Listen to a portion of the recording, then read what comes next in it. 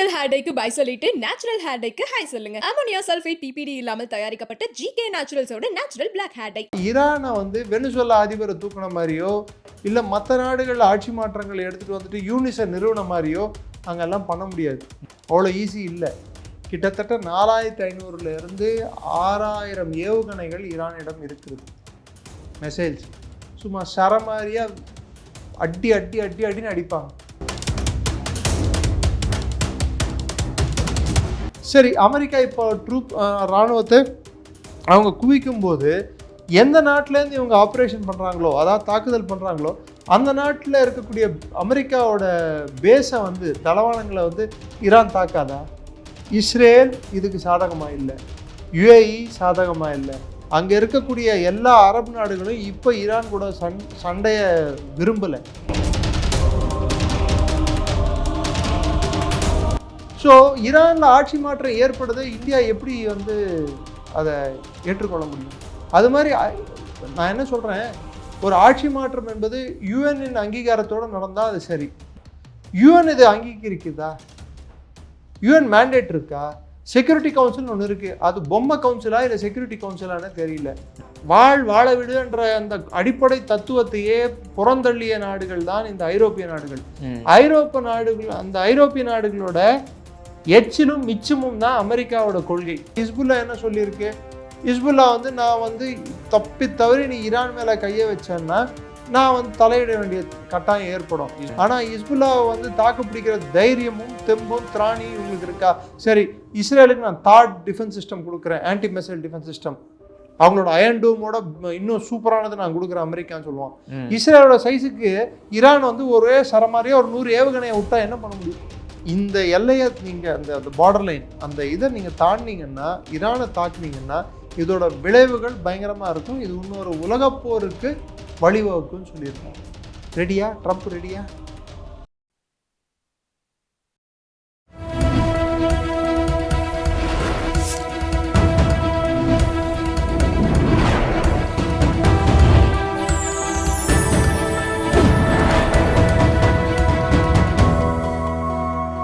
Channel 5 Tamil நேயர்களுக்கு வணக்கம்.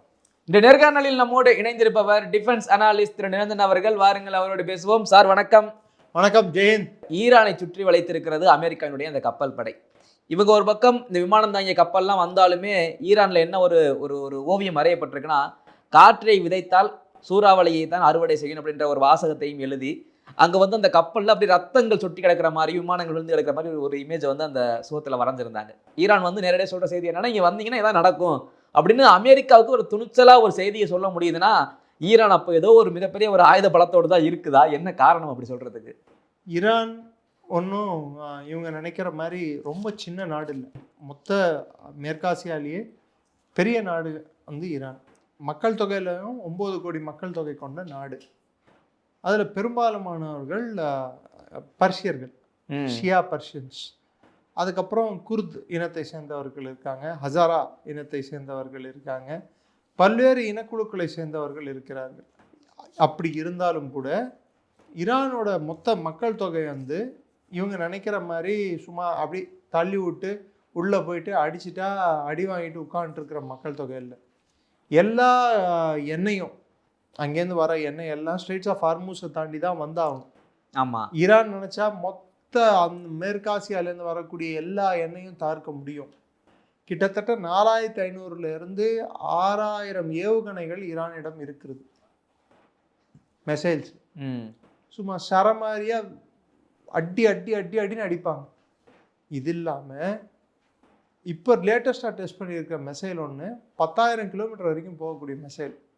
10,000 kilometre வரைக்கும், அதாவது ஈரான் சொல்லியிருக்கு, நான் சொல்லலை, ஈரான் சொல்லியிருக்கு 10,000 கிலோமீட்டர் மெசைல்னு சொல்லி. அதாவது அது எதை நோக்கி போகும்னு சொன்னால், அதாவது எதை டார்கெட் பண்ணணும்னு எடுத்துக்கிட்டா, மார்லாகோன்னு சொல்லிட்டு ஃப்ளாரிடாவில் ட்ரம்ப்புக்குன்ட்டு ஒரு சொகுசு பங்களா இருக்குது, அதை அடிக்க கூட முடியும் அவங்களால. ட்ரம்ப்பு சும்மாவே தாண்டவம் ஆடுவார். அதுக்கப்புறம் என்ன நடக்கும்னு பாருங்கள். 2வது நட்டான்ஸ் பிளான்ட்டை அடித்தப்போ யுரேனியம் ஒழிச்சிட்டோன்னு சொல்லிட்டு இவங்க சொல்கிறாங்க. ஆனால் ஒழிச்சாங்களா இல்லையான்ட்டு இதுவரைக்கும் ஆதாரபூர்வமான எந்த தகவலும் இல்லை, கிடையாது. ஆமாம், இது நடுவில் சைனாவில் இருந்து ஒரு கோஸ்ட் ஷிப் பல இராணுவ சம்மந்தப்பட்ட விஷயங்களை, அது ஏவுகணை மிசைல்ஸா இல்லை அது வேற ஏதாவது பர்பஸ்க்கா நிறைய விஷயங்கள் அங்கே ஈரானுக்கு எடுத்துகிட்டு போயிருக்காங்க. அது அண்டர் கிரவுண்டில் அவங்க தேக்கி வச்சுருக்காங்க. மூணாவது, ஈரானோட அங்கே இருக்கக்கூடிய ஐஆர்ஜிசி கமாண்டர் முகமது பாக்போர் அப்படின்னு அவர் பேர். அவர் என்ன சொல்லியிருக்காருன்னா, அமெரிக்கா இதோட விளைவுகளை சந்திக்கும் ஈரான் மீது தாக்குதல் தொடுத்தால் அப்படின்னு சொல்லிட்டு. இது மொத்த அமெரிக்கா மட்டுமில்ல, அவர்களுக்கு யாரெல்லாம் கூட நிற்கிறாங்களோ அவங்களுக்கும் அடி தப்பாதுன்னு சொல்லியிருக்காங்க. கூட நிற்கிற நாடுங்க அது என்னது? கத்தாரு, பஹ்ரைனு, ஜார்டனு, ஈராக்கு,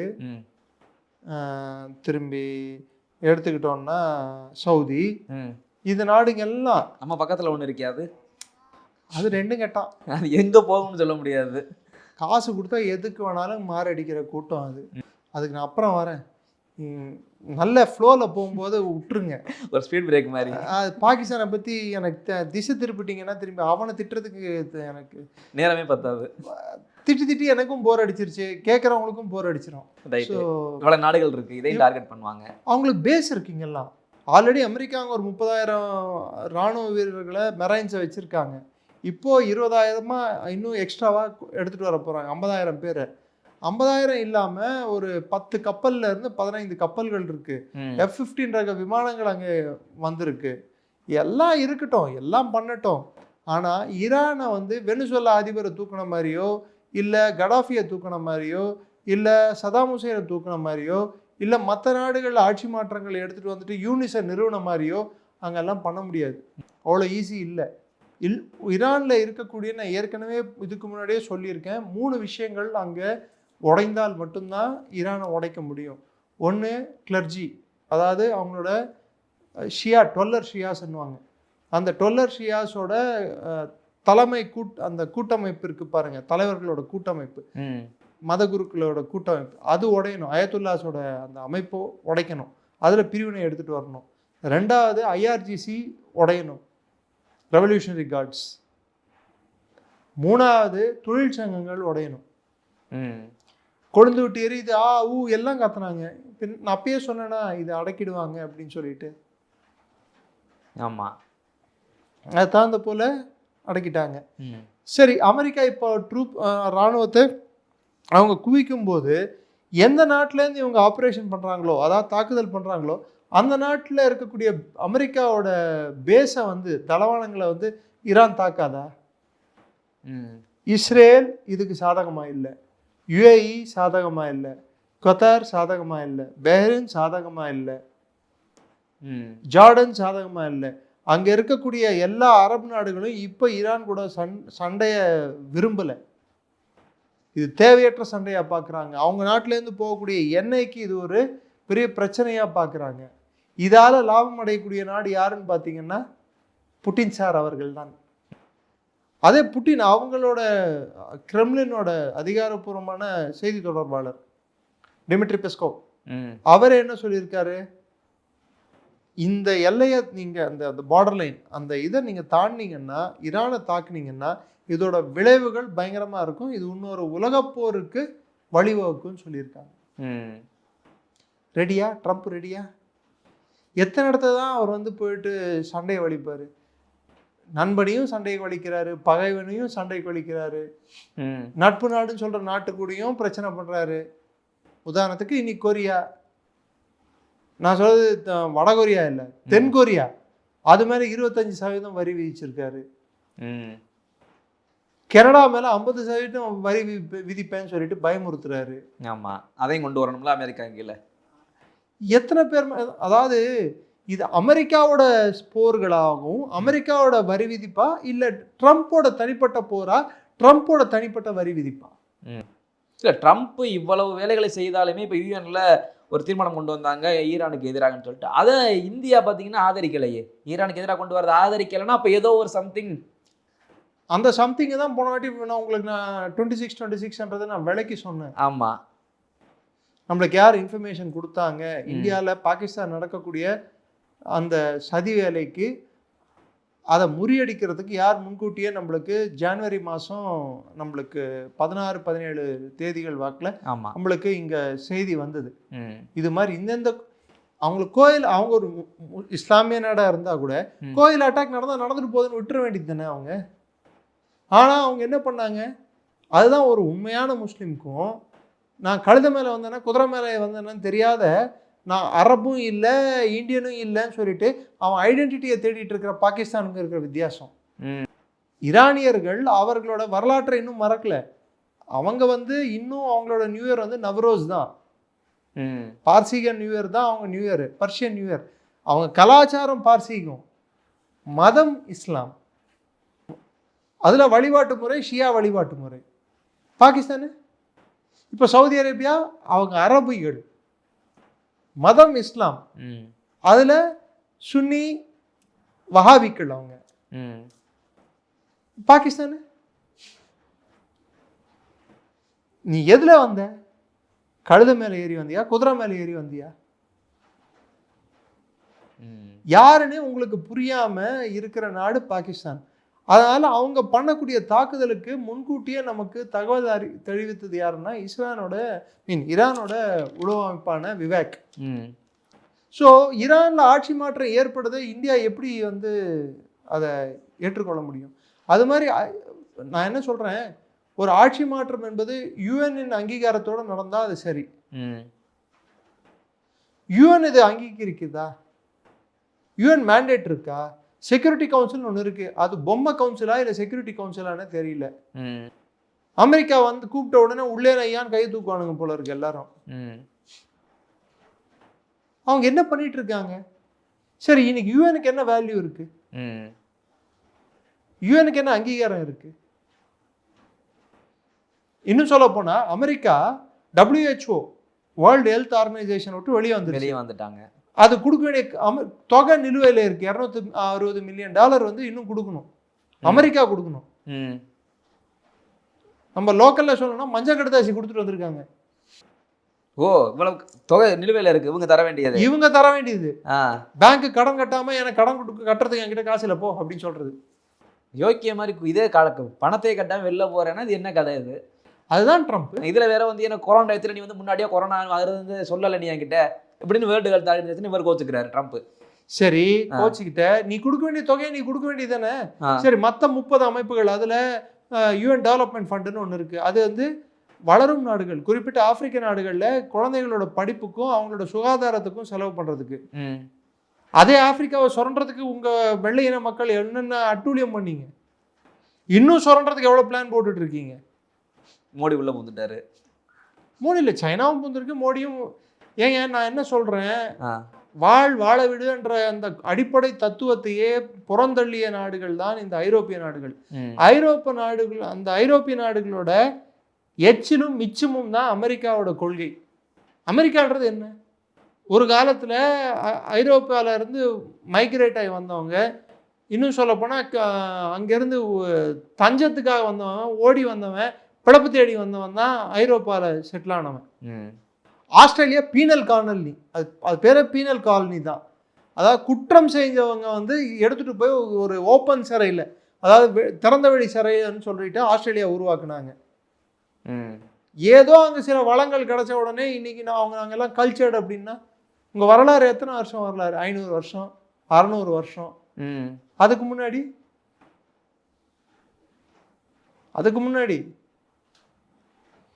இங்க தஞ்சை பெரிய கோயில் கட்டும்போது அங்க எதுவுமே இல்லை. அமெரிக்காவில் எந்த கட்டடம் எடுத்தாலும் மிஞ்சி போனா 300 வருஷம் 350 வருஷம் முன்னாடி எந்த கட்டடம் சொல்ல முடியாது எங்க வரலாறு இதுன்னு சொல்லிட்டு. ஆனா இந்தியாவுக்கு கலாச்சாரம் இல்லாத ஒரு நாடு, மற்றவங்களை சுரண்டி புழைக்கும் தன்மை கொண்ட நாடு அமெரிக்கா. அப்படிப்பட்ட ஒரு நாடு மிகப்பெரிய ஒரு கடற்படை சேனையோடு அப்படி போகுது ஈரானை நோக்கினா, நீங்க சொல்ற மாதிரி வெனிசுலா அதிபரை தூக்குற மாதிரி தூக்கலான்ற கனவோட தான் போறாங்களா? தொட்டாலாம் தொட முடியாது. அவங்க அந்த வரைஞ்ச ஓவியம் நிஜமாகிறதுக்கு வாய்ப்பு இருக்கா? டெஃபினட்டா நிஜமாகிறதுக்கு வாய்ப்பு இருக்கு. அப்படி இல்லைன்னு நினைச்சுக்கோங்க, இந்நேரத்துக்கு சவுதி அரேபியா பலமுறை ஈரானை அடிச்சிருக்கலாம்.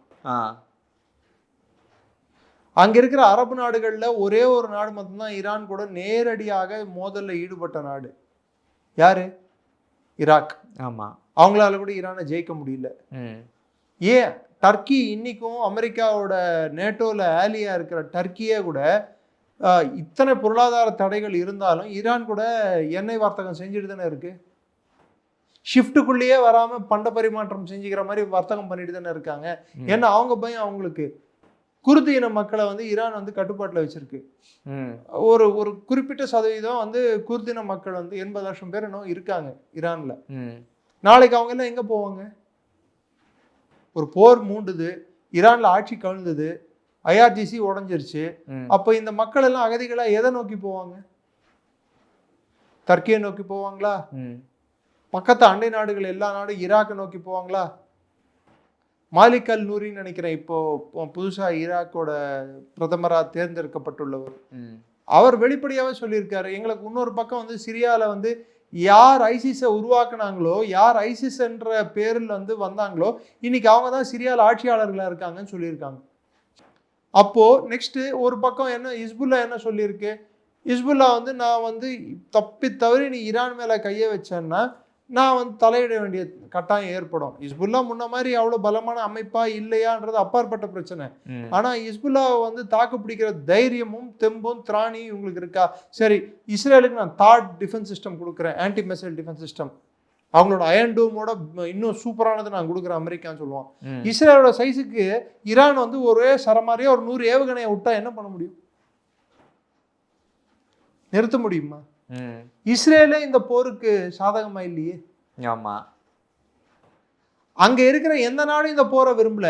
ஆனாலும் ட்ரம்ப் ஏன் விரும்புகிறார் என்றால், யுவான்ல ட்ரேட் பண்றது, சைனாவோட கரன்சிலையும் ரூபிள்லையும் வந்து எண்ணெய் விற்பதை அவர் விரும்பவில்லை. டாலர், இன்னைக்கு எல்லாரும் என்ன சொல்றீங்க நீங்க எல்லாம்? டாலர் விலை இந்தியாவில் ஏறிக்கிட்டே போகுது பாத்தீங்களா, இந்திய அரசாங்கம் ஒழுங்கா டாலரை வந்து கட்டுப்படுத்த முடியல, ஊன்னு கத்துறோம். சரி, டாலர் விலை ஏறினா தங்க விலை குறையணுமா இல்லையா?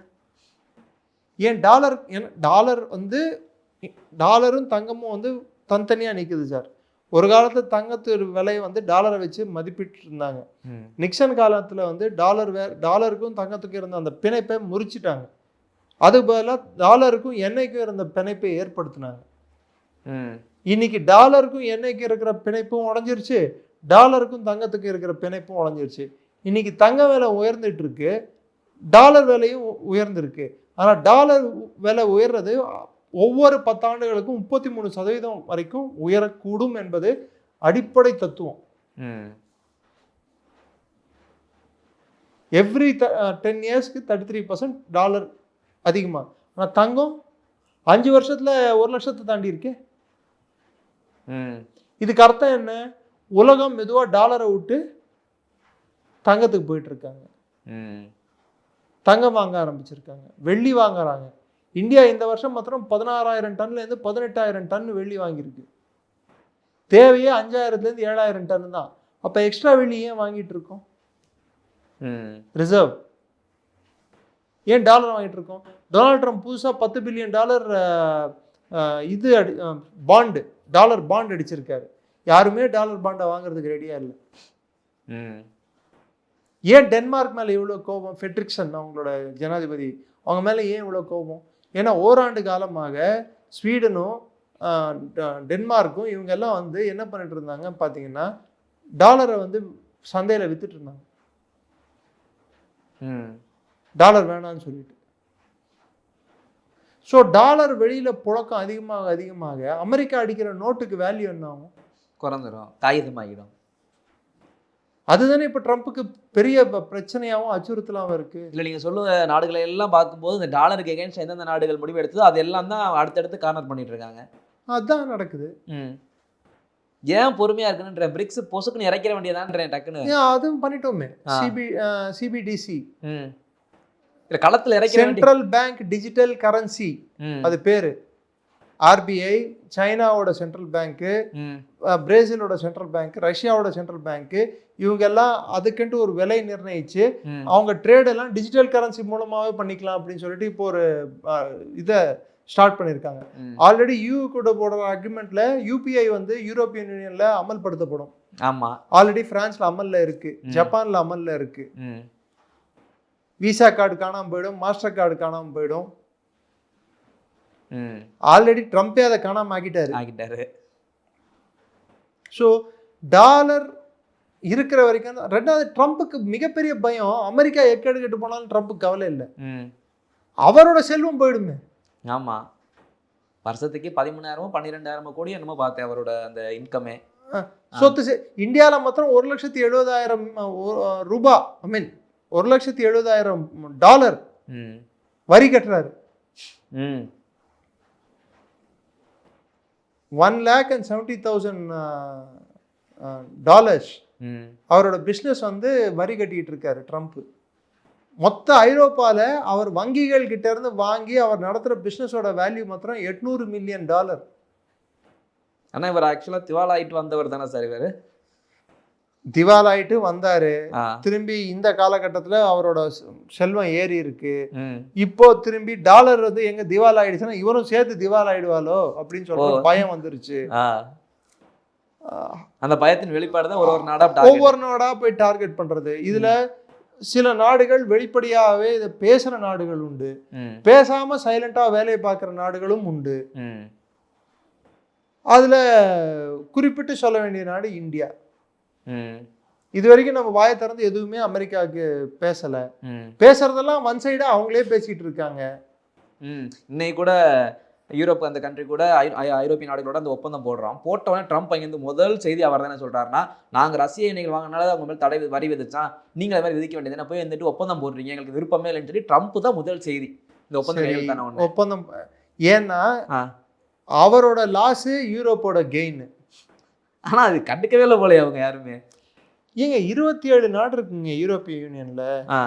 இது வந்து அமலுக்கு வரத்துக்கு எப்படி 6 மாசத்துல இருந்து 1 வருஷம் ஆகும். ஆமா, கையெழுத்து போட்ட உடனே இது அமலுக்கு வந்ததுன்னு சொல்ல முடியாது. யூரோப்பியன் யூனியனும் யூரோப்பியன் கமிஷனும் தான் இதுல கையெழுத்திட்டு இருக்கு. ஆண்டோனியோ கோஸ்டா, உங்களோட பார்வைக்கு ஆண்டோனியோ கோஸ்டா வந்து அவர் வந்து பகுதி கோவன், பாதி கோவாக்காரர். அவர் பர்சன் ஆஃப் இந்தியன் ஆரிஜின் அவரு சரிங்களா. ஒரு சில வேண்டர்லினும் இவங்களும் தான் இந்தியாவுக்கு வந்திருந்தாங்க. இவங்க வந்து கையெழுத்திட்டு இருக்கிறது வந்து அமலுக்கு வர்றதுக்கு அந்தந்த பாராளுமன்றம் அதுக்கு ஒப்புதல் கொடுக்கணும். அந்த 27 நாடுகளோட பாராளுமன்றம் யூரோப்ல அது ஒப்புதல் கொடுக்குமா அப்படின்னு பார்த்தா சில நேரங்களில் ஒப்புதல் கொடுக்கலாம், கொடுக்காமலேயும் போகலாம். தென் அமெரிக்காவோட போட்ட ஒப்பந்தத்துல ஒப்புதல் கொடுக்காம சில நாடுகள் வந்து நிலுவையில் நிச்சிருக்கு.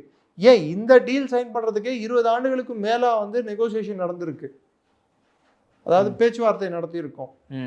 ஸோ இதை வந்து இந்த ஒப்பந்தத்தின் மூலம் எவ்வளோ வர்த்தகம் இன்னைக்கு நடந்துட்டு இருக்குன்னு பார்த்தீங்கன்னா கிட்டத்தட்ட $200 பில்லியன் அளவுக்கு இந்த வர்த்தகம் நடந்துட்டு இருக்கு. அதில் கிட்டத்தட்ட $136 பில்லியன் வந்து மெர்ச்சன்டைஸ், பொருட்கள். அவங்க கிட்ட நம்ம வாங்குறதும் நம்ம பொருள் அங்கே போகிறதும். அதே வந்து சர்வீஸ் செக்டாரில் வந்து ஒரு தோராயமாக $80 பில்லியன் அளவுக்கு. இது இல்லாமல் டிஃபென்ஸ் அண்ட் செக்யூரிட்டி பேக்டும் சைன் பண்ணியிருக்கோம், பாதுகாப்பு ரீதியான ஒப்பந்தம்.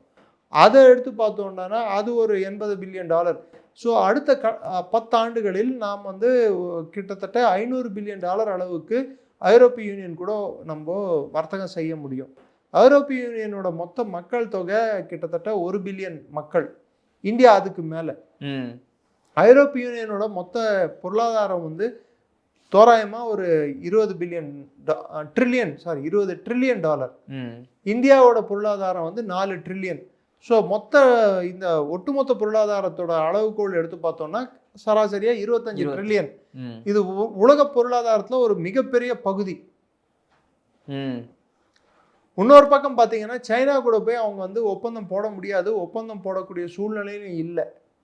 ஆமா, அமெரிக்காக்காரன் நான் டேரிஃப் போடுறேன்ட்டு உலகத்து மேலெல்லாம் டேரிஃப் போட்டார் அவர். இன்னைக்கு தென்கொரியா மேலேயும் போட்டாரு, கனடா மேலேயும் போட்டாரு, எது மேலதான் போடல, விட்டு வைக்கவே இல்லை எதையுமே. ஆனா நீங்க சொன்னதுல இருந்து ஒரு பாயிண்ட் புரிஞ்சுக்க முடியுது, சீனாவுக்கு போட எந்த ஒரு வாய்ப்பு கிடையாது, அமெரிக்கா ஃபுல்லா டேரிஃப், இருக்க ஒரே ஆப்ஷன் இந்தியா மட்டும்தான்றது புரியுது. வியாபாரம் பண்ணணும்னா யாரு வாங்கக்கூடிய தன்மை கொண்ட நாடு இந்தியா மட்டும்தான். ஸோ அதனால தான் யூரோப்பியன் யூனியன் வந்து ஒரு காலம் வரைக்கும் கோவிட் வந்த காலத்தில் 30 கோடி மக்கள் இந்தியாவில் இறந்து போயிடுவாங்கன்னு சொன்ன அதே யூரோப்பிய யூனியன் கயா கலாஸ் அப்படின்னு சொல்லிட்டு எஸ்டோனியாவோட முன்னாள் அதிபரும் யூரோப்பிய யூனியனில் ஒரு முக்கியமான பொறுப்பில் இருக்கக்கூடிய உர்சுலா வேண்டர்லைன் கீழே வேலை செய்யும் ஒரு தலைவருமான கயா கலாஸ்ன்னு சொல்கிற ஒருத்தங்க இந்தியாவை நாங்கள் எப்படி ஹேண்டில் பண்ணுவோம்னா கேரட் அண்ட் ஸ்டிக் பாலிசி ஒரு முயல்கிட்ட எப்படி கேரட்டை ஒரு கையில் கொடுத்துட்டு அது கிட்ட வந்தோடனே கேரட் கிடைக்கும்போது டப்புனுக்கு குச்சியில் அடித்து அதை வளைச்சி போட்டுப்போம். அது மாதிரி கொடுக்குற மாதிரி கொடுத்து பிடுங்குற மாதிரி பிடிங்கிடுவோம். இந்தியாவை நாங்கள் எங்களுக்கு எப்படி கட்டுப்படுத்தணும்னு தெரியும். நாங்கள் இப்போ மண்டிட்டு கையெழுத்திடுறது யாரு? நம்மளா அவங்களா? மதர் ஆஃப் ஆல் டீல்ஸ்ன்னு பேர் சொன்னது டாவாஸ்ல நம்ம சொல்லி நீங்க தான் சொன்னீங்க. ஐரோப்பா வந்து பழைய ஐரோப்பாவும் இல்லை, இந்தியா பழைய இந்தியாவும் இல்லை. இந்தியாவின் உடன் வர்த்தகம் ஐரோப்பாவுக்கு தேவை, அதுக்காண்டி இந்தியாவுக்கு தேவையில்லையேன்னு நம்ம சொல்ல. நம்ம ஆமா தேவைதான், ஆனா நம்மளோட நலனை பக்கத்துல வச்சுட்டு நம்மளை வந்து பாதுகாப்பையோ இல்லை நம்மளோட கொள்கையோ அவங்க கிரிட்டிசைஸ் பண்ணிட்டு, உதாரணத்துக்கு காஷ்மீர் பிரச்சனை, ஐரோப்பிய நாடுகள் எந்த நாடாவது இனிமேல் யோசிச்சு பேசணும். காஷ்மீர் வந்து பிரச்சனைக்குரிய பகுதி, பாகிஸ்தான் பக்கமும் போயிட்டு அங்க ஒரு குத்து இங்க ஒரு குத்து, உங்ககிட்டயும் இந்த காது உன் பேச்சை கேட்கும், அந்த காது இந்தியா பேச்சை கேட்கும். இந்த டபுள் கேம் எல்லாம் ஆட முடியாது. இரட்டை குழல்லாம் கிடையாது, ஒரே குழல் தான், ஒன் சைடு தான். அதுவும் நம்ம சைடு தான்.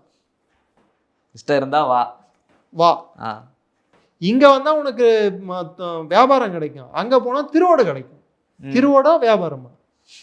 அவ்வளவு எதுக்குங்க யுஏஏ எம்பிசெட் வந்து போனாரு முகமது பின் ஜாயத், யுஏயோட அதிபர் வந்து போன உடனே யுஏஇக்கும் பாகிஸ்தானுக்கும் போட்டிருந்த ஒப்பந்தத்தை அவர் ரத்து பண்ணிட்டாரு. ஆமா, போன உடனே. ஏன்னா இந்தியாவோட வர்த்தகம் வந்து அவங்களுக்கு வந்து சாதகமானது, பாகிஸ்தானோட வர்த்தகம் வந்து அவங்களுக்கு பாதகமானது. பாகிஸ்தான் யூரோப்புக்கு அனுப்புனா மிஞ்சி போனா என்னத்தை அனுப்பும்? இங்க நம்ம அனுப்புறோம்னா ரிப்பீட் தான் தெரியும், கிண்டல் கூட பண்ணட்டும், அதை பத்தி கவலை இல்லை. நம்ம அனுப்புனா ஐடி, நீ என்ன பண்ணாலும் ஐடி தான், இன்டர்நேஷனல் டெரரிசம். நம்மள அனுப்புவோம், நம்ம இன்ஃபர்மேஷன் டெக்னாலஜி. ஸோ அவங்களுக்கு தெரியும். சரி, இவங்க சொல்கிறாங்க கார்கள் விலை குறைந்து விடும், இதனால உள்நாட்டு கார் பாதிப்பு. அப்படியெல்லாம் இந்தியன் கவர்மெண்டெல்லாம் விட்டுறாது. ஹுண்டாயையும் மாருதியையும் டாட்டாவையும் மூடிட்டு போன்னு சொல்லலாம் முடியாது இந்தியன் கவர்மெண்ட். ஆனால் என்ன பண்ணோம், சப்போஸ் ஒரு கார் 60 லட்ச ரூபா 70 லட்ச ரூபா கார் இருக்கு, ஃபாரின் கார், அந்த கார்களுக்கு வரி விலக்கு கொஞ்சம் கம்மியாக்குவாங்க வரியை. ஏன்னா லட்சத்துல எத்தனை பேர் சார் 70 லட்ச ரூபா 80 லட்ச ரூபா கார் வாங்குவாங்க? இன்னைக்கு கூட இந்த யூரோப்ல சைன் கூட சொன்னாங்களே 40% வரைக்கும் குறையும் சொல்லியிருக்காரு, மோடியே சொல்லியிருக்காரு. எந்த கார்களுக்கு? BMW, பென்ஸ், அந்த காரெல்லாம் நீங்களும் நானும் வாங்குறோம். சர்வீஸ் கொடுத்தாலே நம்ம ஒரு 2 வீலர் வாங்கிடலாம். ஆமா. ஸோ அந்த கார்களுக்கு விலை குறையலாம். பட் ஆனால் அதே வந்து நம்மளோட சொந்த கார்கள் இருக்கு பார்த்தீங்களா, இந்தியாவில் உற்பத்தி செய்கிற கார்களோட விலை குறையாது. அது ஃபிக்ஸ்டு, அதே ரேட்டு தான். அதே ரேட்டு தான். அந்த கார்களுக்கு நம்ம மார்க்கெட் ஓப்பன் ஆகாது. விலை உயர்ந்த சாராய பொருட்களுக்கு, அது சாரி அப்படி சொல்லக்கூடாது, மதுபானங்களுக்கு குளிர்பானம் மதுபானம் தமிழ்நாட்டில் குறிப்பிட்டு அப்படிதான் சொல்லணும். ஆமா, குடிப்பவங்களோட மது பிரியர்னு சொல்லுவாங்க, வார்த்தையை மாத்தி பேசுறீங்கன்னா பெரிய பிரச்சனை ஆயிடும். ஸோ அந்த மதுபானங்களோட விலை வந்து வெளிநாட்டிலேருந்து வரக்கூடிய போபன் விஸ்கிஸ் அதோட விலை வந்து குறைக்கூடும். அது ஒரு பாட்டில் வந்து 5000 ரூபான்னு வச்சுக்கோங்க. 5000 ரூபா யார் சார் வந்து ஒரு பாட்டிலை வாங்கி இங்கே அன்றாடம் காட்சி வந்து அவரால் அதை வாங்க முடியுமா? அவர் பாவம், அவர் பல மாநிலங்கள், அதுவும் குறிப்பிட்டு சில மாநிலங்கள் அந்த வருவாயை நம்பிதான் அவர்கள் ஆட்சியை நடத்துகின்றன. அவங்க ஒத்துப்பாங்களா மத்திய அரசு இப்படி பண்ணா? ஆல்ரெடி வஞ்சிக்காமலே வஞ்சிச்சிடுச்சுன்னு சொல்றாங்க, இப்போ சுத்தமா வஞ்சிச்சிடுச்சுன்னு சொல்ல மாட்டாங்களா? ஸோ அதுக்கு வாய்ப்பு இல்லை. இல்லை சார், இவ்வளவு நம்ம பேசிக்கிட்டு இருக்கும் போதும் ஐநா குறித்து ஒரு பக்கம் பேசு, இந்த பக்கம் நம்ம வந்து ஐரோப்பிய யூனியனோட ஒரு பக்கம் ஒப்பந்தம், இந்த நேரத்தில் ட்ரம்பினுடைய கருத்து. இதுல ஒரே ஒரு முக்கியமானது, ட்ரம்ப் கட்சி சேர்ந்தவர் எம்பி டெட் க்ரூஸ் அவர் பேசின அந்த ஆடியோ, அது செனேட்டர் அவர் என்ன சொல்லியிருக்காரு, அவர் வந்து சும்மா இல்ல, அவர் அடுத்த தேர்தலில் அவர் ஜனாதிபதி கேண்டிடேட்டா நிக்க போறாரு. அவருடைய ரிபப்ளிகன் கண்டஸ்டன்ட் அவர். அதாவது பிரைமரி நடக்கும். பிரைமரின்னா யாரெல்லாம் அந்த தேர்தலில் நிற்க முடியும், கேண்டிடேட்டாக நிற்க முடியும், ரிப்பப்ளிக்கன் கட்சியிலேருந்து ஒரு 4-5 பேர் வந்து முன் வருவாங்க. கடைசியில் அது 2 பேருக்கும் 3 பேருக்கும் போட்டி நடந்து அதில் ஒருத்தரை தேர்ந்தெடுப்பாங்க. ஒரு வாட்டி விவேக் ராமசாமி கூட நின்னாரு, இருக்குங்களா? அந்த பிரைமரியில வந்து இவர் ஒரு கண்டஸ்டன்ட். இவருக்கு வந்து ஃபண்ட் ரைசிங் இது நடக்கும். இவர் நிக்கிறதுக்கு, இவரை சப்போர்ட் பண்ணி பணம் கொடுக்கறதுக்கு செல்வந்தர்கள் வருவாங்க. இதெல்லாமே அமெரிக்கால ஓப்பனா நடக்கும். இங்க மாதிரி கட்சி பணம் கொடுக்கறது வந்து பதுங்கி கொடுக்க தேவையில்லை. அமெரிக்கால ஓப்பனாவே கொடுக்கலாம். அங்க கட்சி பணம் கொடுக்குற யார் கொடுக்குறாங்களோ அவங்களுக்கான மீட்டிங் நடக்கும். அந்த மீட்டிங்ல அவர் என்ன சொல்லியிருக்காரு, இந்தியாவோடு போடக்கூடிய அந்த ஒப்பந்தமானதை நிறுத்தி வைப்பதற்கு முக்கியமான காரணம் திருவாளர் ட்ரம்ப்பும், திருவாளர் ஜேடி வான்ஸும், திருவாளர் பீட்டர் நவரோ இந்தியாவை கூப்பிட்டது லாண்டர் மேட். அதாவது ரஷ்யாவுக்கு வந்து போருக்கான பணத்தை நிதியுதவி செய்வது. இன்னும் சொல்ல போனா புரியுற மாதிரி சொன்னா, ரஷ்யாவின் போர் பினாமி யாருன்னா இந்தியா அப்படின்னு சொல்லியிருந்தார். மணி லாண்டரிங் என்ன காசை வந்து கள்ளப்பணமா, அதாவது கள்ளப்பணத்தை வந்து மாத்தி கொடுக்குற ஆளு இந்தியான்னு சொல்லியிருந்தாரு. சரி, நாங்கள் கொடுத்தா கள்ளப்பணத்தை மாத்தி கொடுக்குறோம், நீ ரஷ்யால இருந்து யுரேனியம் வாங்கும்போது அது நல்ல பணம் ஆயிடுதா? உனக்கு வந்து அத்தையும் தக்காளி சட்னியா? பீட்டர் நவரோ இதை சொன்னது. சரி, அது ஓகே, நான் லாண்டர் மேட்டாக இருக்கிறேன். யார் லாண்டர் மேட்டுன்னு சொல்லி ப்ரூவ் பண்ணுறதுக்கு அலாஸ்காவில் வந்து யார் வந்து ஆங்கரேஜில் வந்து புட்டினை வந்து சிவப்பு கம்பளம் போட்டு வரவேற்றது, கை குலுக்கி உன்னை போர் சிறந்த தலைவன் இல்லை அப்படின்னு சொன்னது யாரு? ட்ரம்ப் தானே. சரி, அது போனா போகுது. ஜேடி வான்ஸ் வந்து போன வாட்டி ஏப்ரல் வந்தப்போ we are close to a deal அப்படின்னாரு. டீலை நெருங்கி விட்டோம், எட்டி விட்டோம். அதுக்கப்புறம் என்னாச்சு? ஏன்னா அமெரிக்காவில் வந்து இவர் வெள்ளை இனத்தை சேர்ந்தவர், கிறிஸ்துவர். ஆமாம். இவர் செய்திருக்கும் திருமணம் இந்து முறைப்படி திருமணம் செய்து கொண்டார் அவர் மனைவியை, உஷா வான்ஸ், ஆந்திராக்காரங்க அவங்க. அந்த வீடியோ வந்து அங்கே வைரல் ஆகிட்டு இருக்கு. அவர் விசுவாசத்தை காட்டுறதுக்கு வர வழி இல்லை, ட்ரம்ப் அவரை தூக்கி போட்டாருன்னா எனக்கு நீ வேணான்னு சொல்லிட்டு ட்ரம்ப் இன்னைக்கு நைட் யோசிச்சு நாளைக்கு காலையில் என்ன பண்ணுவாருன்னு அவருக்கே தெரியாது, யாருக்கும் தெரியாது, விடுங்க, அவருக்கும் தெரியாது. ஸோ இந்த சூழலில் அவங்க வந்து இந்தியாவுக்கு எதிரான ஒரு நிலையை அந்த அரசாங்கம் எடுத்துகிட்டு இருக்கிறதுனா, அந்த அரசாங்கத்தில் ஒருத்தர் விடாமல் எல்லாரையும் பாருங்க. அது ஹாவார்ட் லுட்னிக் அவங்களோட காமர்ஸ் செக்ரட்டரி ஆகட்டும், ஸ்காட் பெசட் அவர் பேசியிருக்கார் பாருங்க, ரஷ்யாவோட ஆயிலை வந்து இந்தியா வாங்குறதை குறைச்சதுனால நாங்கள் டேரிஃபை ஒன்றும் குறைக்கல, வாங்கிட்டு தான் இருக்கோம். ரஷ்யாவோட எண்ணெய் வாங்குறத நம்ம வந்து போன மாதம் வரைக்கும் 1.5 மில்லியன் பேரலுக்கு ஒரு நாளைக்கு வாங்கிட்டு இருந்தோம். இந்த மாதம் 1 மில்லியன் நம்ம தேவைக்கேற்றவாறு நம்ம வாங்கிட்டு தான் இருக்கோம் ரஷ்யாவோட எண்ணெயை. எதையும் நம்ம வந்து நிறுத்திடல, குறைச்சிடல. அப்படியெல்லாம் இவங்க நினச்சிக்கிட்டாங்கன்னா, ஏன்னா கீழே விழுந்தாலும் மீசையில் மண் ஓட்டல, உருட்டி பார்த்தாங்க, மிரட்டி பார்த்தாங்க. இப்போ நான் என்ன சொல்றேன், பிரதமர் வந்து அவங்க கிட்ட பேசுறதுன்னு சொல்றாரு. பிரதமர் பேசியிருந்தா அவர் பேச்சு இவங்க ரெக்கார்ட் பண்ணி கூட வேணும்ட்டு உலகத்துக்கு போட்டு காட்டியிருப்பாங்களா? மாட்டாங்களா? கண்டிப்பா.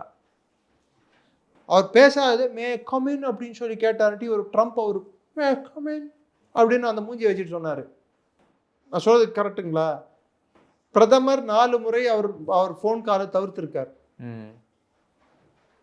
நேற்று ஒரு இன்ஃபர்மேஷன், ரிப்பப்ளிக் டேக்கு ஒரு நாள் முன்னாடி 25ஆம் தேதி வந்த தகவல் என்னடான்னா, ஸ்விஸ் பேஸ்ட் ரிசர்ச் சென்டர் வந்து ஆய்வு ஒரு நிறுவனம் வந்து என்ன சொல்லியிருக்கு, ஏன் ஆபரேஷன் சிந்தூர் முடிவுக்கு வந்தது என்று பார்த்தால், பாகிஸ்தான் போர் புரியும் தன்மையை மே 10ஆம் தேதிக்குள் இழந்து விட்டது. அப்படி அதனால அவங்க போர் புரியிற முடியாத சூழல்னால இதுக்கு மேல அடி வாங்க முடியாதுன்னு சொல்லிட்டு இந்தியா கூட ஒப்பந்தத்துக்கு வந்தாங்கன்னு சொல்லி போட்டிருக்கு. இழப்புகளையும் திட்டவட்டமா அறிவிச்சிருக்காங்க அவங்க, பாகிஸ்தான் எவ்வளவு இழந்திருக்குன்னு சொல்லிட்டு. ஸோ ட்ரம்ப் என்னால நடந்துட்டு அவர் எவ்வளோ வாட்டி மாறு தட்டிக்கிட்டாலும் அவரால் நடக்கலைன்றது தான் உண்மை. அடிக்கும்போது தெரிஞ்சு ஜப்பா சரி ஜிங்சாக் அடிக்கும்போது தெரிஞ்சு கூடவே இருந்து எல்லாம் பண்றாப்லையே. அவர் அடிக்கிறத விட கீழே இருந்தவர் வேற, அதோ பாரு உங்களோட ஃபேவரட் ஜெனரல் பங்கர் முனீர் உட்கார்ந்துட்டு இருக்காரு, அவரும் உள்ளே ஐயான்னு கையை தூக்குனாரு பாத்தீங்களா? அங்க போகும்போது கூட புல்லட் ப்ரூஃப் வெஸ்ட் போட்டு போறாருங்க. இருக்கும்ல, பயம். ஓகே, அவ்வளோ தைரியசாலி முனீர். ஸோ இதெல்லாம் நம்ம எடுத்து பார்க்கும்போது இந்தியா வந்து எடுத்திருக்கிற கொள்கை முடிவுகள் சில விஷயங்கள் வந்து பேச்சில் தெரியும், சில விஷயங்கள் மௌனம் வந்து செயலில் தெரியும். அப்புறம் மௌனமான நிசப்தமா இருக்கிறது வந்து அதோட அர்த்தம் வந்து போக போக புரியும். ஓகே சார், உங்களுடைய பல்வேறு கேள்விகளுக்கு உங்கள் நேரத்தை ஒதுக்கி பகிர்ந்தமைக்கு ரொம்ப நன்றி சார். தொடர்ந்து பேசுவோம். நன்றி, வணக்கம்.